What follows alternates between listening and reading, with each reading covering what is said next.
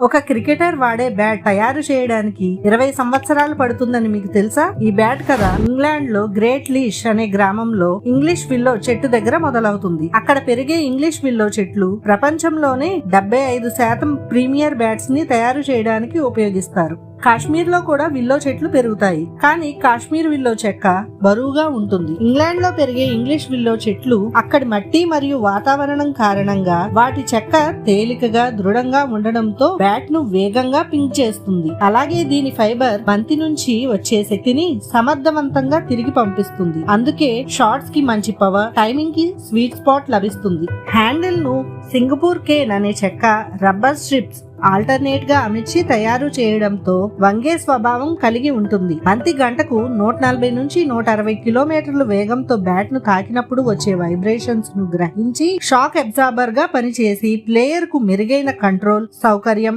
Grip మరియు రక్షణ అందిస్తుంది. బ్లేడ్ మరియు హ్యాండిల్ ను వి షేప్ లో చెక్కి గ్లూ పెట్టి అతికిస్తారు. అలా చేయడం వల్ల బ్యాట్ కు బలం మరియు ఫ్లెక్సిబిలిటీ పెరుగుతుంది. ఫైనల్ టెస్ట్ గా హ్యామర్ టెస్ట్ చేస్తారు. బ్యాట్ పై హ్యామర్ తో కొట్టినప్పుడు వచ్చే సౌండ్ బట్టి క్రాఫ్ట్ మ్యాన్ కి బ్యాట్ నాణ్యత తెలుస్తుంది. చివరికి 20 సంవత్సరాలకి ఒక క్రికెటర్ చేతికి ఆ బ్యాట్ చేరుకుంటుంది. ఇలాంటి ఆసక్తికరమైన విషయాలు తెలుసుకోవడానికి మా ఛానల్ ను ఫాలో అవ్వండి.